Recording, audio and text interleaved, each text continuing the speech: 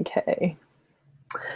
I can't believe that I have all the rain and you have all the sun. I'm in Toronto, you're in Seattle. This is not right. This is so not right. Trust me, after the winter we've had, I'm like, sun, yes, sun. Mm-hmm. Who is already on this call and where are you from? Where are you calling in from, dialing in from? And if you're going to be seeing this from Facebook, come on over to Crowdcast, which is actually where we're going to be able to see your questions, anything you are going to offer in the chat, whatever conversation is going to show up over there. But come on over. And while you're in Crowdcast, please do hit that follow button so you can find out when we've got more fun stuff coming up for you. For instance, next Tuesday, Michelle and I back again on Tuesday. Yes. For something super fun. I have something really embarrassing to tell you before we go like really live. Uh-huh. I'm not positive that I've been saying your last name right all along. It's Mazur like laser? I have been putting this like crazy French, like Mazur. Everybody does it. Everybody does it. Really? Everybody.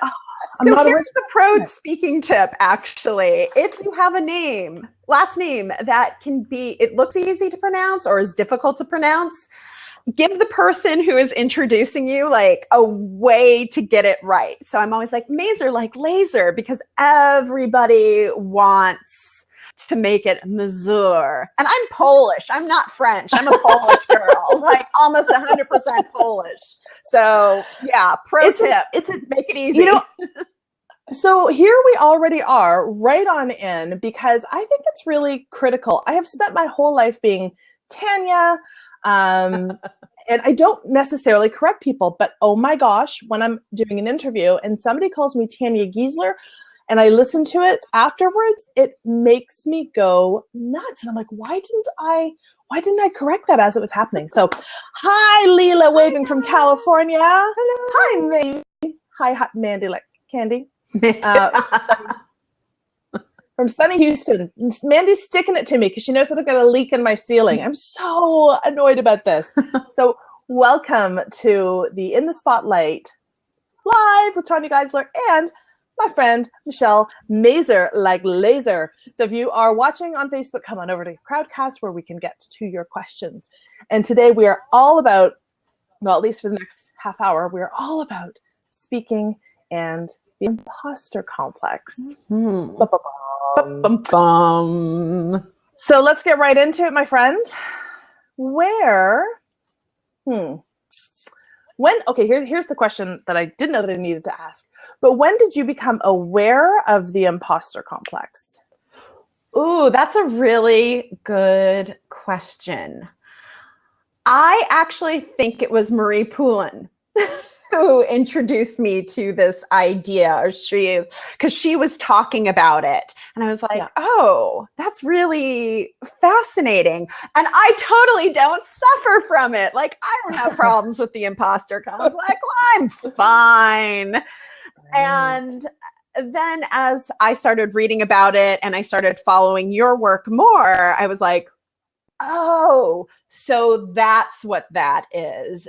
That's how I'm holding myself back because of my like inner critics and really not taking up the space that I should be taking up.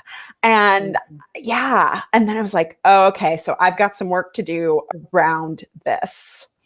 So then how was it manifesting in your speaking? Once you could sort of look back and see where it was showing up, how was it manifesting for you?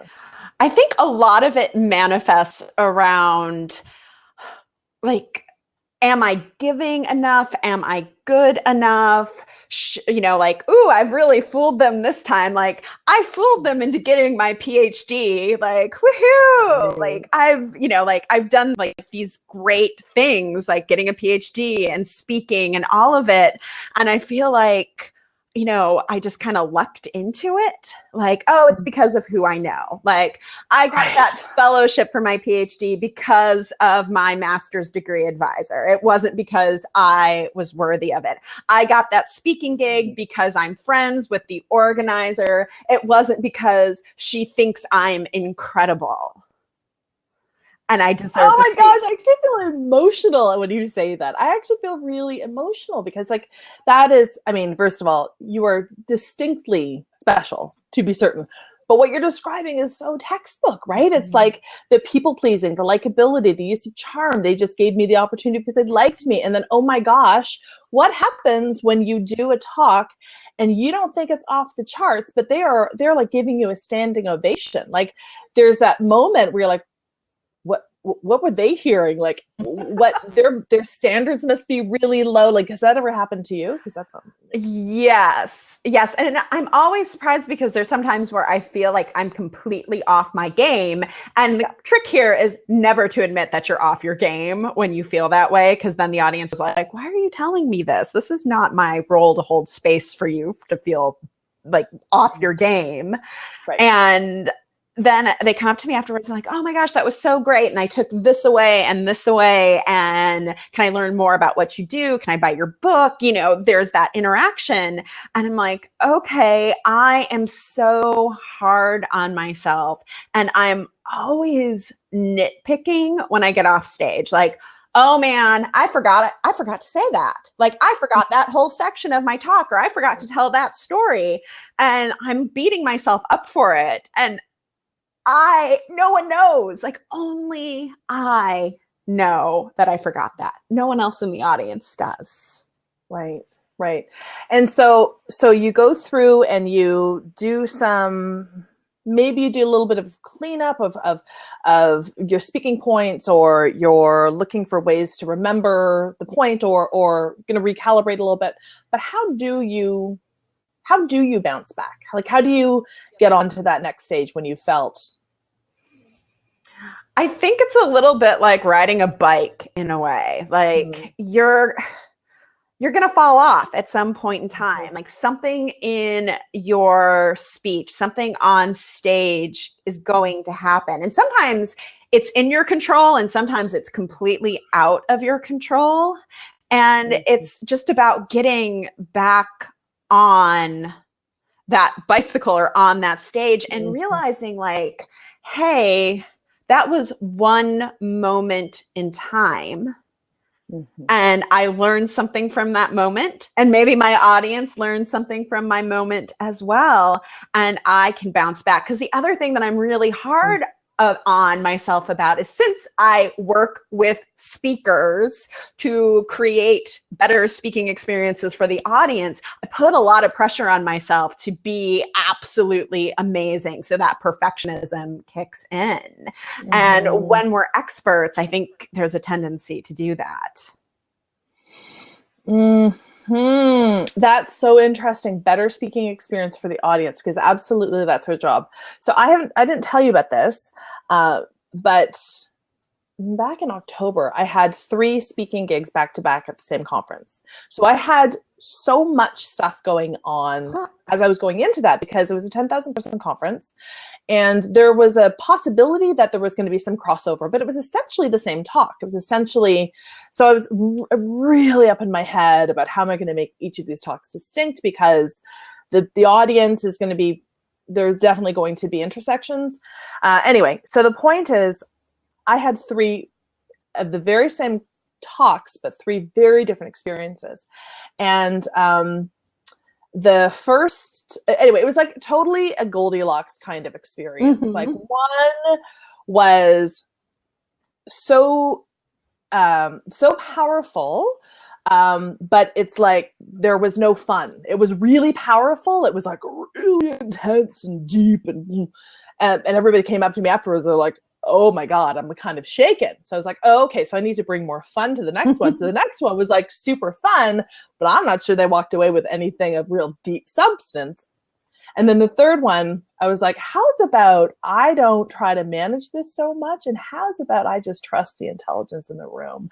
And that one was like, the porridge was just right, the bed was just right. That one was off the hook. But I think about that where our desire, we haven't had this conversation before, but our desire for the audience experience, sometimes we get so deep into that we can lose the honey of what we're here to talk to, of what we're here to do and deliver, right? Does that is there a place of discernment there that we need to be mindful of as we're, trying to bring forth how we do, how we be, what we want to say, but then also give lots of space for the audience to have their own experience?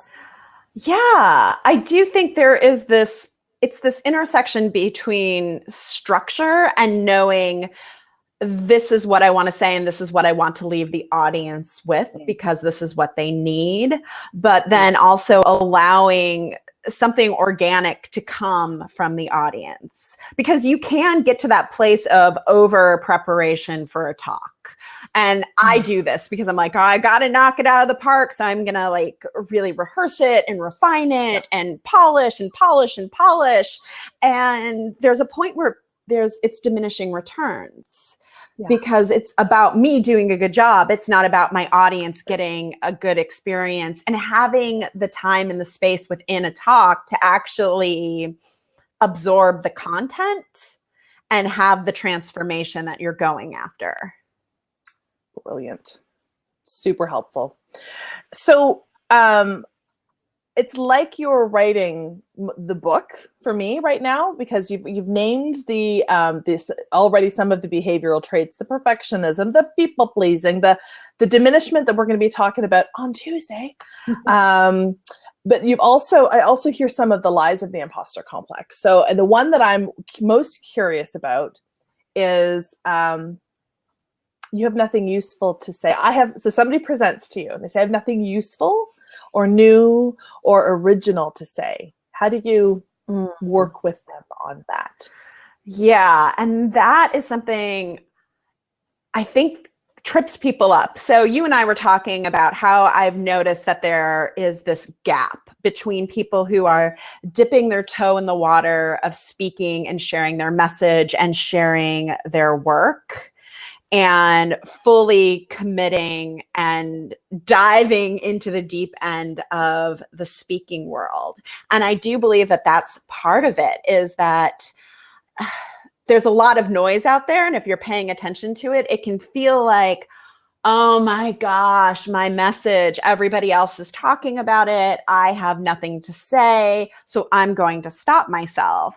And what I tell people is if somebody else is already talking about it, that's awesome, because it means it needs to be talked about. And now it's about how do we put your unique spin on it, because you do have a unique spin. And recently I had a client and we were hashing out her keynote speech, and it was like, Les Brown says this and so says that, and and I'm like, okay, stop.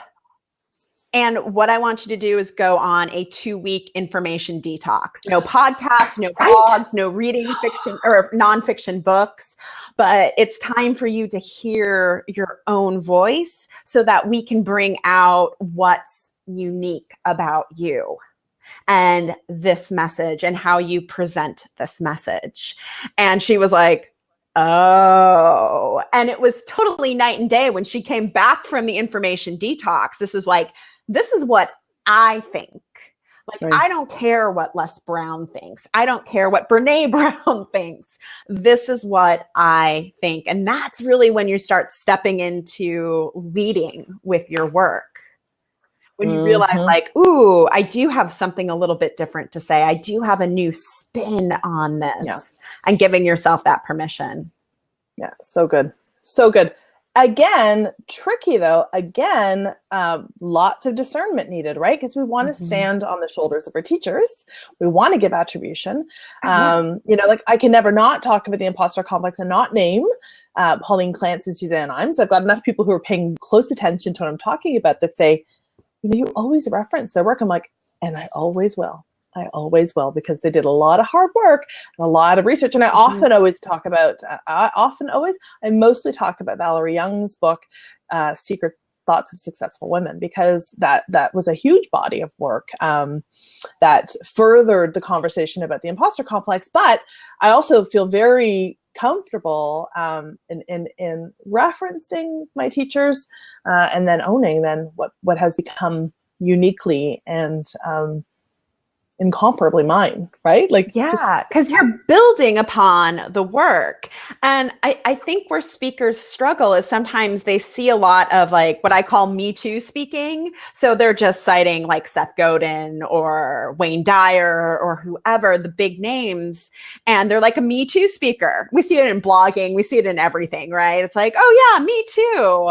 But what really helps us stand out is when we put our own spin on it and we build on that body of work.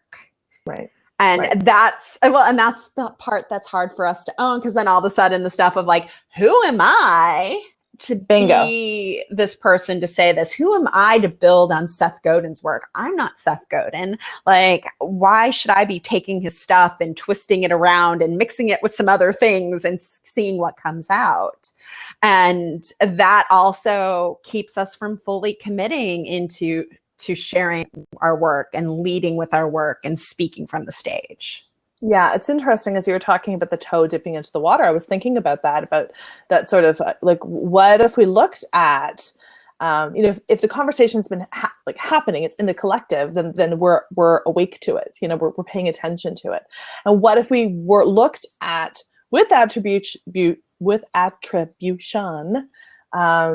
that work as a springboard, and like, just like, so that's the real dive, the really diving into it, but recognizing that the velocity has come from work that's been done by people before, just as, it happens quite often that I see words that I've said. I've got some Me Too's, and I do my very best to just hold a sort of image of my work as a springboard, right? Mm-hmm. and that at my very best, that feels great. Yes. At my very worst, it feels different. So I'm just going to pause and remind people that if you've got questions for Michelle Mazur or myself, please put them in the question and answer orange button down below, or even in the text for the chat box. We are paying attention. So I was just thinking about some of the other lies that show up. Oh no, I know what I wanted to ask you about. So you're talking about the toe dipping in the water, yes. And you've been thinking a lot about these gaps between I want to speak and then what is in between I want to speak and the actual stage. So can you name some of those things, or what you're observing as you've been giving this a lot of thought? Yeah. So, and I've been asking people, because I'll have conversations and I'll tell people what I do. I help people develop their content and help them get all the things they need in place in order to book speaking gigs. And I'll ask, they'll be like, oh yeah, I want to speak someday. Right. And I'm like, oh, curious. Why someday? Why not now? And when you start diving in, there's things about like they don't feel like their expertise or their point of view is developed enough. They don't feel like they have something that other people would want to hear necessarily. And then sometimes like the surface stuff is like, oh, well, my business model's not where it should be, or I really should write a book beforehand. So they put all of these barriers in the way to keep them from fully taking the plunge. I'll be a speaker when the book is done. I'll be a speaker once I get this accreditation. I'll be a speaker once my business model is totally 100% rocking and I'm booked out for 6 months, then I can transition and start being a speaker. So it's like they are always these barriers. And I think most of them go back to that imposter complex. Because it doesn't have to be like that. Like, I'm like, okay, it's really like, why 2 years from now? Why not start now? Like, if that's what you truly, like, if that is your starring role, and how you want to share your message, then starting now makes a whole lot of sense. And instead of like waiting until it's kind of like, I'll be happy when I make $1 million, or I find the perfect man, or my cat stops throwing up all the time. Like, Yeah, we do this in the with the step into your starring role work, where we have the ready for your starring role list, and there's usually two lists. One are all of the red herrings. One are all of the I'll be ready for X, Y, and Z when I've written the book, lost the weight. Oh yeah. When I've got this house cleaned up, because if people find out that I don't really, that my relationship isn't perfect, how could I possibly speak about financial planning? Like these false equivalencies are shocking, or really shocking. But of course, you recognize what's under that is fear, and like, how are all the ways that I can put this off? Because ultimately, I'm just deeply terrified of speaking. I'm deeply terrified of deeply, what's going to happen when I start speaking what needs to be said, or what's going to happen if I can make this up for people for days. But what is it fundamentally that you think that people are afraid of? And I feel that, I feel the emotional catch there, because what is it? They're showing up to you, they're presenting to you, they want to speak, right? You haven't gone and tapped somebody on the street, but they're coming to you and they're saying, I want to speak in 2 years. What are you seeing in terms of their fears? Well, one of the big things is that they're trying to skip to the end, where they're in front of 1,000 people. That might be their goal. And that there's a journey that has to take place in order to get to that goal. So some people are just like, I'm going to skip to the end. That's where that's where I start. And it's like, ooh, no, because if that's where you think you should start, you're never going to actually start.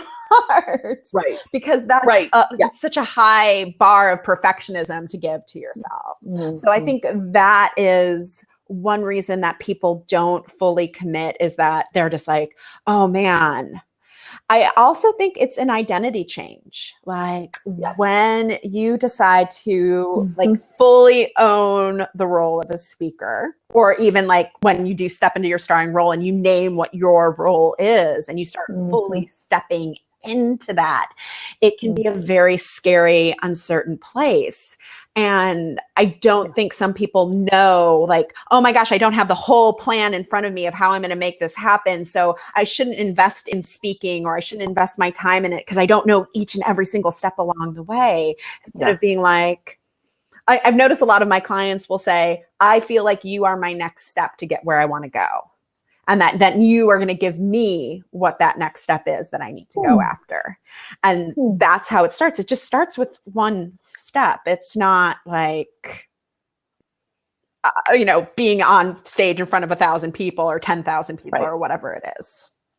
But interesting, back to that gap. I don't know about you, but oftentimes when people start the step into your starring role work, and so two things I want to say here. One is, my language is very theatrical, right? It's like stepping into a starring role. And so I even got on my FAQs, what if I don't want to step into what if I'm not interested in the stage? What if the metaphor of the stage is totally confusing to me? Then I go, great. It is a metaphor for life. But don't you really want to be on stage? And they're always yeah.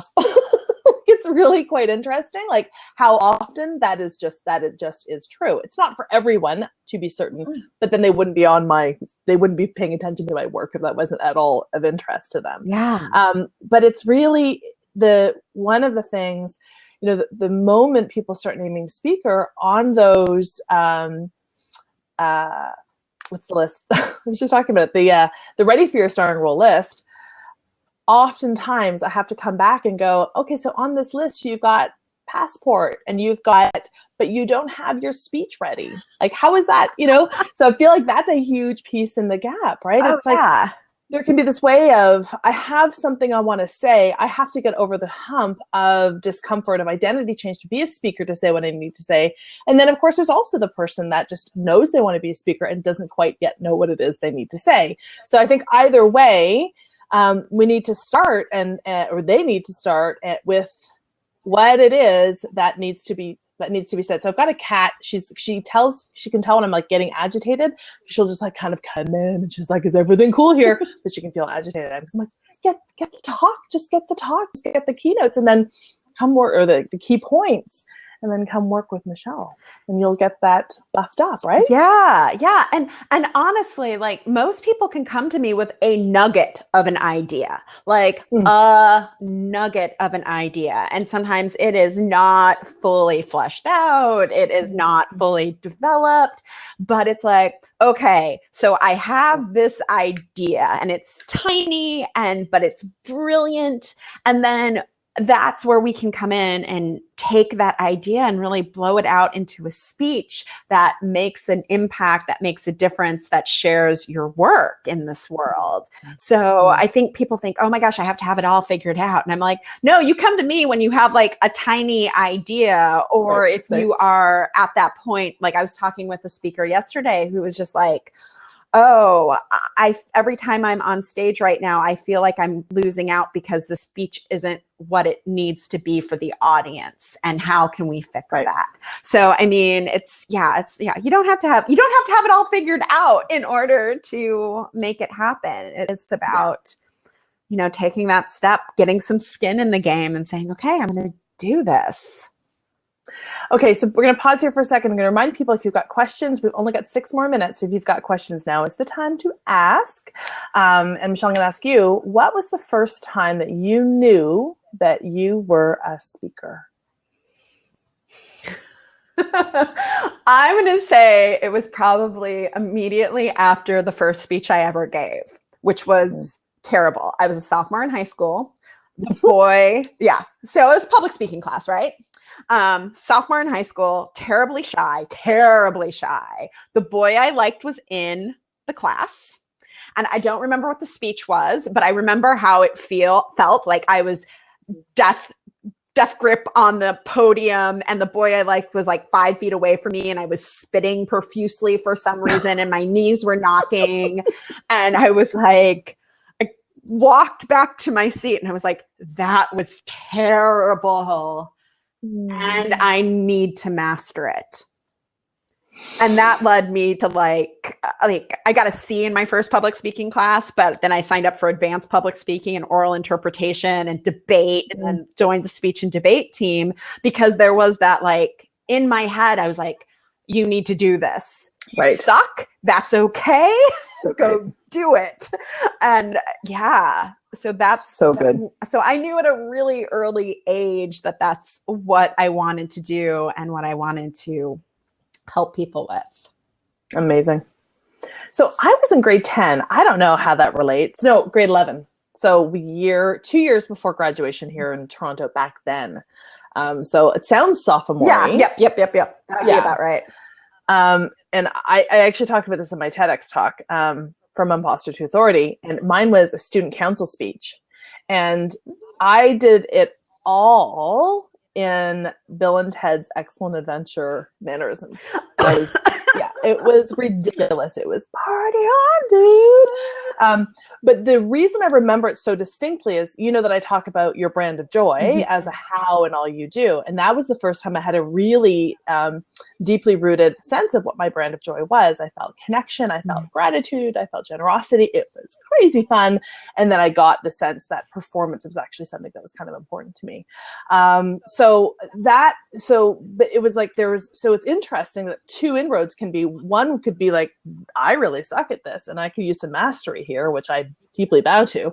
For me, it was just really fun. What I didn't know was how important it was from a career perspective until much later. It was just something I was doing for fun.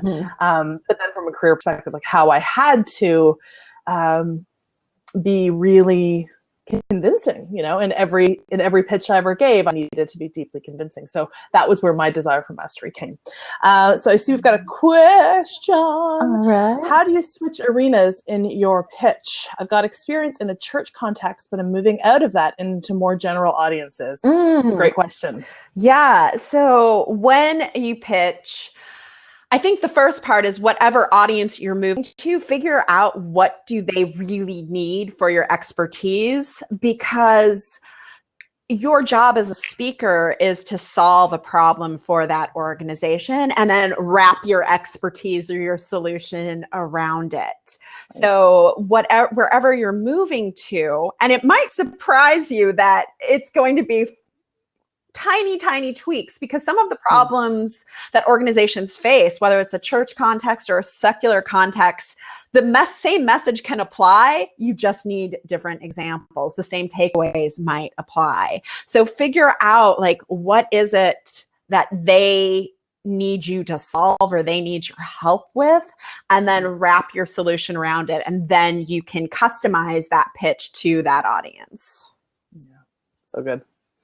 And then when you get to it, I would say, remember that remember also that you're the bridge, right? She's the bridge. She's the one she's taking the content from here to there because it's intrinsically important to her, and she's the one to be delivering the message. Yes.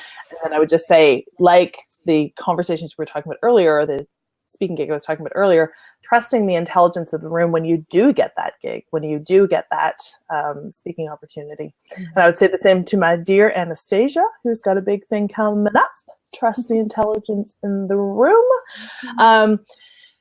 I have been loving this conversation, and we are going a little bit deeper, Michelle and I, on Tuesday, May 30th, 2 p.m. Eastern, so about now-ish.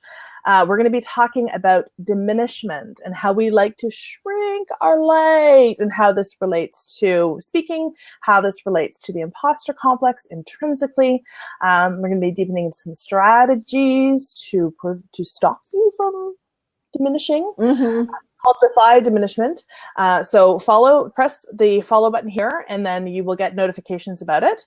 And Mandy has put the link in the chat because she's just like that, our Mandy. Thank you all for being here. Leela, thank you for your question. Kathy, thanks for the whoop whoop on Michelle's amazing work. Kathy's awesome. Yay, Kathy's awesome. And thank you, Michelle, for this conversation. I'm so excited about Tuesday. Next week, do you know Lena West, Michelle? I do know Lena. I love her. Standing. She's so nice and helpful. She's so nice. And oh my God, she's powerful. And she's on next week's In the Spotlight. So I hope you will join us then. Thank you all for being here. A bientôt. Bye, guys.